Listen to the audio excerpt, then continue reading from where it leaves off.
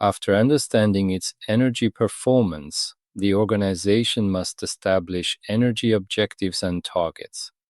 These objectives should be measurable, relevant, and aligned with the energy policy. Action plans should define what will be done, who is responsible, what resources are needed, when actions will be completed, and how results will be evaluated.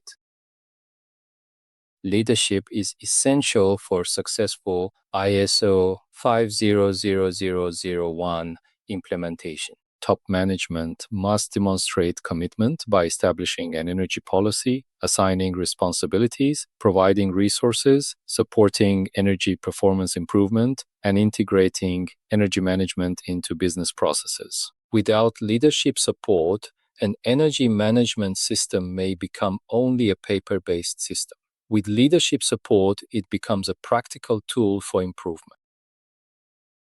ISO 50001 also requires organizations to provide the necessary resources, competence, awareness, communication, and documented information. Employees and contractors who affect energy performance should understand their roles and responsibilities. They should also know how their daily activities can influence energy use and energy efficiency.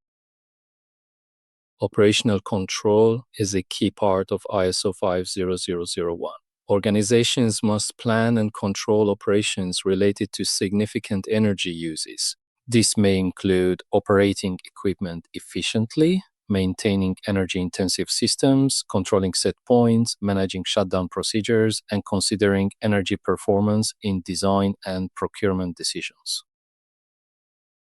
ISO 50001 encourages organizations to consider energy performance when designing new facilities, systems, equipment, and processes. It also requires energy performance to be considered during procurement. This means that purchasing decisions should not be based only on initial cost. Organizations should also consider life cycle energy performance and long-term operating costs.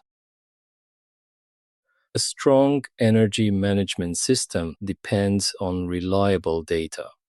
Organizations must monitor, measure, analyze, and evaluate key characteristics that affect energy performance. This may include energy consumption, significant energy uses, relevant variables, NPIs, action plan results, and actual versus expected energy performance. Data helps the organization understand whether improvement is really happening.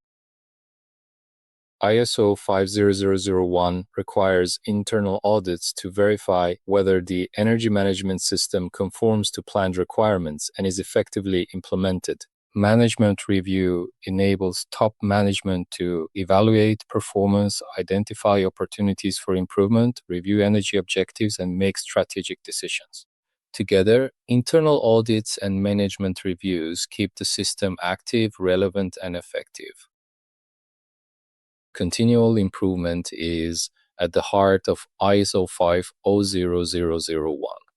Organizations are expected to continually improve both the energy management system and energy performance. This means correcting nonconformities, learning from data, improving processes, updating action plans, and finding new opportunities to reduce energy waste.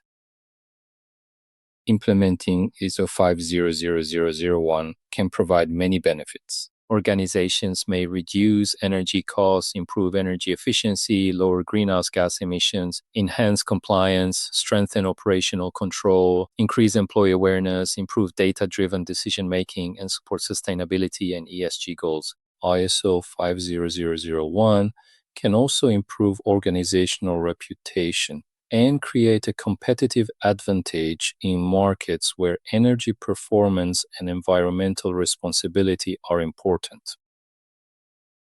ISO 50001 can be integrated with other ISO management system standards. For example, it can be combined with ISO 9001 for quality management, ISO 14001 for environmental management, ISO 45001 for occupational health and safety, and ISO 27001 for information security. This helps organizations reduce duplication, simplify documentation, and build one integrated management system.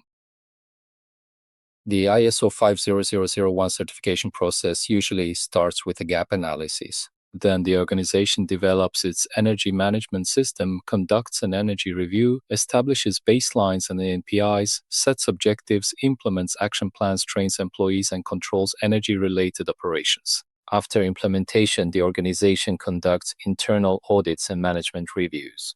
Finally, an external certification body performs the certification audit. If the organization meets the requirements, it can become ISO 50001 certified.